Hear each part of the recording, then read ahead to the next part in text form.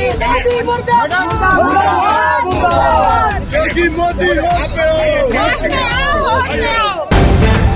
Live TV, सच सबसे आगे। उत्तर प्रदेश के मुख्यमंत्री योगी आदित्यनाथ और भारतीय जनता पार्टी के दिग्गज नेता और राष्ट्रीय अध्यक्ष जेपी नड्डा की जमकर फजीहत हुई है, क्योंकि प्रधानमंत्री नरेंद्र मोदी के कृषि कानून वापस लेने के ऐलान के बाद इन नेताओं को लग रहा था कि शायद उत्तर प्रदेश की जनता खुली बाहों से उनका स्वागत करेगी। लेकिन जैसे ही कानपुर पहुंचे जेपी नड्डा, मुख्यमंत्री योगी आदित्यनाथ, उनको एहसास हो गया कि सियासी तौर पर हवाएं और फिजाएं दोनों उनके विपरीत चल रही हैं और आने वाले चुनावों में उनका बेड़ा गर्क होने वाला है। कानपुर में एक के बाद एक ऐसी घटनाएं और तस्वीरें निकलकर सामने आई जो ये बताती हैं कि उत्तर प्रदेश में भारतीय जनता पार्टी का बेड़ा गर्क होने जा रहा है। नमस्कार, मैं हूं प्रज्वल गौतम और आप देख रहे हैं द लाइव टीवी। दरअसल कानपुर में बड़े जोर शोर से एक कार्यक्रम रखा था भारतीय जनता पार्टी ने। मुख्यमंत्री योगी आदित्यनाथ पहुंचे थे, कई पेज का खर्रा लेकर के विकास की योजनाएं गिनाएंगे, उपलब्धि गिनाएंगे। जेपी नड्डा पहुंचे थे, उनको लगा था कि कानपुर में कम से कम उनका स्वागत किया जाएगा, जहां उनके ज्यादातर विधायक हैं, सांसद उनका है, और कम से कम कृषि कानून वापस लेने के बाद जनता के मन में यह तो आया होगा कि भाजपा एक कल्याणकारी योजना वाली सरकार है, भाजपा पार्टी है। लेकिन जैसे ही कानपुर में कदम रखा योगी आदित्यनाथ ने और साथ ही जेपी नड्डा ने, उनको पूरी तरह से एहसास हो गया कि अब वापसी असंभव नजर आती है। यानी भारतीय जनता पार्टी का कम से कम उत्तर प्रदेश के अंदर बेड़ा गर्क होने वाला है। सबसे पहले आपको वो वीडियो दिखाते हैं जो जेपी नड्डा और मुख्यमंत्री योगी आदित्यनाथ के पहुंचने की फौरन बात की है। कैसे आम जनता सड़कों पर उमड़ आई थी, हाय हाय के नारे लगाए जा रहे थे, योगी आदित्यनाथ के हाय हाय के नारे लगाए जा रहे थे, जेपी नड्डा वापस जाओ के नारे लगाए जा रहे थे। देख लीजिए।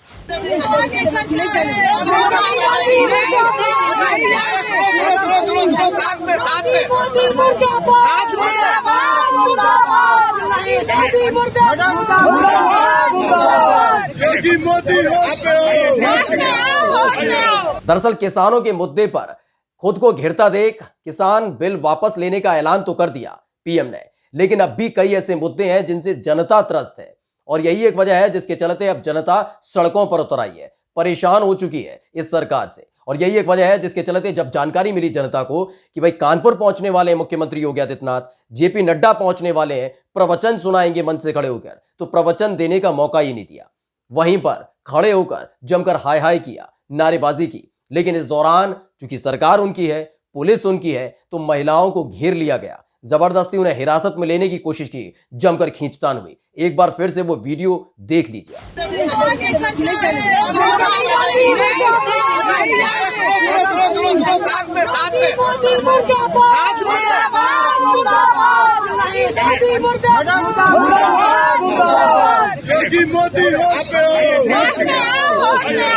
तो देखा आपने किस तरह से महिलाओं की आवाज को खामोश करने की कोशिश पुलिस की तरफ से की जा रही है, क्योंकि सूबे के सुल्तान यानी खुद मुख्यमंत्री योगी आदित्यनाथ वहां पर पहुंचे थे, भारतीय जनता पार्टी के राष्ट्रीय अध्यक्ष जेपी नड्डा वहां पर पहुंचे थे, जिनको झूठ बोलने से रोकना चाहती थी ये महिलाएं। ये चाहती थी कि कानपुर की जनता को भ्रमित ना करें, परेशान ना करें, बताएं नहीं अपनी झूठी उपलब्धियां। और यही एक वजह है जिसके चलते जेपी नड्डा वापस जाओ, मुख्यमंत्री योगी आदित्यनाथ हाय हाय, ये तमाम नारे लग रहे थे। लेकिन ये आवाजें मुख्यमंत्री योगी आदित्यनाथ के भाषण में, उनके सुकून में खलल ना डालें, जेपी नड्डा के सुकून में खलल ना डालें, तो पुलिस वालों ने इन महिलाओं को घेर लिया और हिरासत में ले लिया। लेकिन तस्वीरें कई और आनी बाकी थी, जो ऐसी तस्वीरें हैं जो देखकर आप भी दंग रह जाएंगे और सोचेंगे कि किस तरह की स्थिति उत्तर प्रदेश में भारतीय जनता पार्टी की हो गई है। एक एक तथ्य आपके सामने रखने जा रहे हैं। ये सिर्फ एक कानपुर की रैली का जिक्र है, जहां कानपुर में रैली करने गए थे प्रधानमंत्री नरेंद्र मोदी के कृषि कानून की वापसी के बाद। ये सबसे बड़ी रैली बताई जा रही है भारतीय जनता पार्टी की।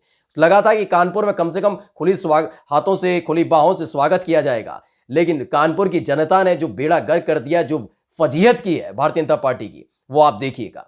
सबसे पहले एयरपोर्ट पर उतरते ही वहां पर जमकर बेइज्जती का सामना करना पड़ा। जैसे तैसे निराला नगर पहुंचे। निराला नगर पहुंचने के बाद उनको लगा था कि कम से कम भाषण सुनेंगे, क्योंकि आपको तो पता है कि भारतीय जनता पार्टी के तमाम दिग्गज नेता, चाहे वो प्रधानमंत्री नरेंद्र मोदी हो या फिर खुद गृह मंत्री अमित शाह हो, उनके लिए भीड़ कैसे जुटाई जाती है पहले भी हम कई बार आपको बता चुके हैं, खुलासा कर चुके हैं।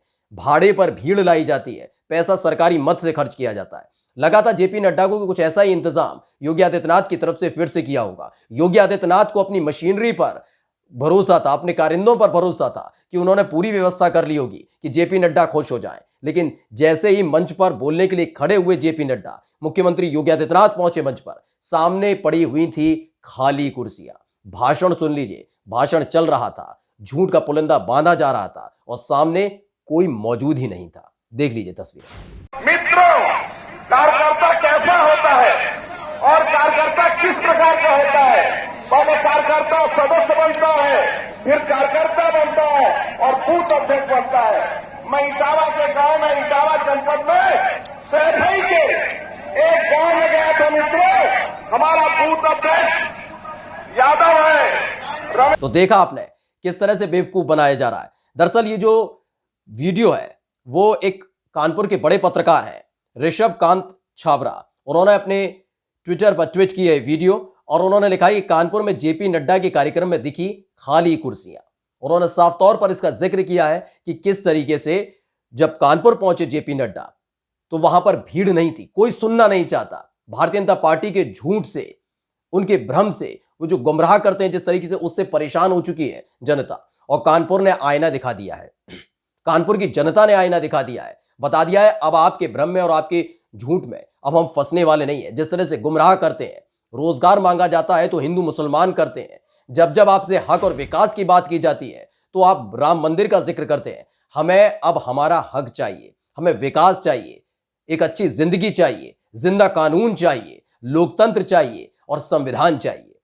ये तमाम बातें हैं और यही वजह है जिसके चलते विरोध झेलना पड़ा पहले तो कानपुर में उतरते ही, और जब प्रवचन देने पहुंचे थे यानी झूठ बोलने पहुंचे थे तो जेपी नड्डा के उसी कार्यक्रम में भीड़ छोड़िए, इंसान दूर दूर तक नजर नहीं आया। यानी मंच से वो भाषण देते रहे और सामने कुर्सी खाली नजर आई। वीडियो एक बार फिर से देखिए। मित्रों, कार्यकर्ता कैसा होता है और कार्यकर्ता किस प्रकार का होता है?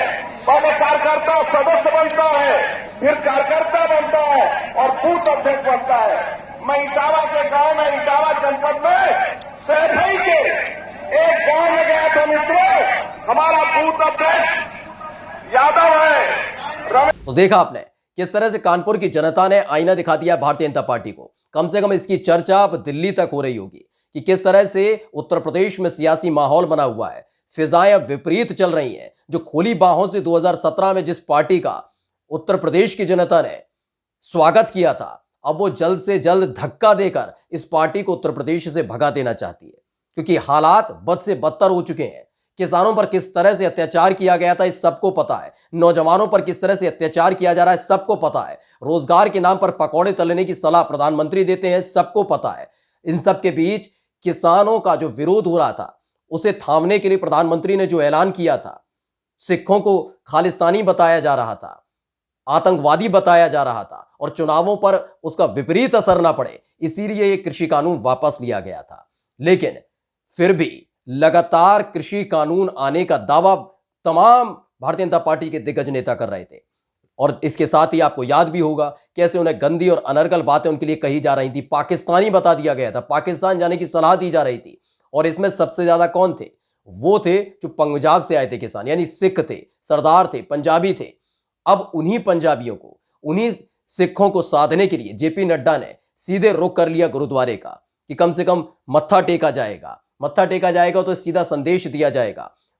सिख के सामने गिड़गिड़ाने लगी है भारतीय जनता पार्टी, उनके राष्ट्रीय अध्यक्ष जेपी नड्डा गिड़गिड़ाने लगे हैं कि बात चुनाव की है, चुनावी माहौल है, ऐसे में विरोध मत कीजिए, हम आपके साथ हैं। देखिए सही, कृषि कानून वापस करने का ऐलान कर दिया गया है, लेकिन सिख कितना माने ये आप भी समझ सकते हैं। दरअसल राधा मोहन सिंह है, भारतीय जनता पार्टी के दिग्गज नेता भी हैं और मंत्री भी हैं, इन्होंने ट्विटर पर ट्वीट किया है और वो तस्वीरें पोस्ट की हैं, ये दिखाने के लिए हम कितने सिख हितैषी भी हैं। जो तमाम बातें कही गई थी, खालिस्तानी कहा, आतंकवादी कहा, वो तमाम भारतीय जनता पार्टी के इन्हीं नेताओं और केंद्रीय मंत्रियों की तरफ से कहा गया था। लेकिन अब ये गुरुद्वारे पहुंच रहे हैं, सिखों को मनाने की कोशिश कर रहे हैं क्योंकि माहौल चुनावी है। 3 तस्वीरें उन्होंने डाली हैं, उसके साथ लिखा है कि आदरणीय राष्ट्रीय अध्यक्ष जी के साथ कानपुर के बाबा नामदेव गुरुद्वारे में मत्था टेका और आशीर्वाद लिया।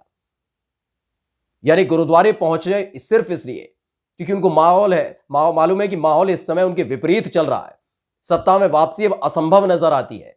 सिखों में काफी नाराजगी है उनको लेकर, भारतीय जनता पार्टी को लेकर है, उनके तमाम नेताओं को लेकर है, क्योंकि जब इन सिखों ने इन तमाम किसानों ने आवाज उठाई थी कृषि कानून के खिलाफ, तो उनको आतंकवादी, खालिस्तानी, पाकिस्तान चले जाओ, उत्पाती, उपद्रवी, तमाम तरह की संज्ञाएं दी गई थी। लेकिन अब वही भारतीय जनता पार्टी सिखों के सामने गिड़गिड़ाने लगी है, कहती है कि नहीं, हमें माफ कर दीजिएगा। तो ये 3 तस्वीरें जो कानपुर से निकलकर सामने आई, वो बताने के लिए काफी है कि उत्तर प्रदेश में तो गई भारतीय जनता पार्टी पूरी तरीके से, और इस बार उसका सफाया होना तय है कि कानपुर की जनता ने पूरी तरह से भारतीय जनता पार्टी को नकार दिया है। और यही हालात दोस्तों उत्तर प्रदेश के अलग अलग जिलों में है, जहां अलग अलग मुद्दों को लेकर, किसान का मुद्दा है, रोजगार का मुद्दा है, नौजवानों का मुद्दा है, कानून व्यवस्था का मुद्दा है, झूठ बोलने का मुद्दा है, क्योंकि झूठ तो बहुत बोलते हैं भारतीय जनता पार्टी के तमाम नेता। तो इन तमाम मुद्दों के साथ लगातार भारतीय जनता पार्टी के नेताओं को खदेड़ा जा रहा है, भगाया जा रहा है, विरोध किया जा रहा है। और इस बार तो मुख्यमंत्री योगी आदित्यनाथ के सामने ही हाय हाय के नारे लगे हैं, लोगों ने सभाओं में आना बंद तक कर दिया है। यह खतरे की घंटी है भारतीय जनता पार्टी के लिए। नमस्कार।